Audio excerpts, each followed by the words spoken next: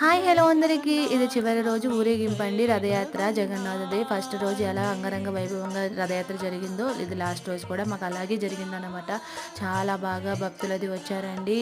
అలాగే ఒడిశాలో చాలా బాగా చేస్తారు. ఆల్రెడీ చెప్పాను కదా, పూరిలో చూడలేము వెళ్ళలేను అనుకున్న అదృష్టాన్ని అయితే నేను ఒడిశాలో ఇక్కడ చూస్తున్నాను అనమాట. ఈ ఆదివాసులు చాలా బాగా చేస్తారండి. అలాగే జగన్నాథుడిని శివుణ్ణి బాగా కొలుస్తారు వీళ్ళు. అలాగే ఇక్కడ ప్రసాదం ఎలా ఉంటుంది ఏంటి మీకు చూపిస్తాను. దేవుడి ప్రసాదం అయితే మనకి పెసలు మొలకెత్తిన పెసలు ఉంటాయి కదా, అవిని తులసి ఆకులు ఇస్తారనమాట. రథం అయితే బయట అక్కడ రోడ్డు పక్కన పెట్టేశారు. అయిపోయింది ఊరేగింపు, దేవుని గుళ్ళో పెట్టేశారనమాట. మనకు ప్రసాదం అది ఇంటికి ఇచ్చేసారండి. అది రైస్ వచ్చేసి అయితే కొంచెం పసుపు వేసి వామును కొంచెం బిర్యానీ ఆకు వేసి పంచదార వేసి చేస్తారు. స్వీట్గా ఉంటుంది రైసు.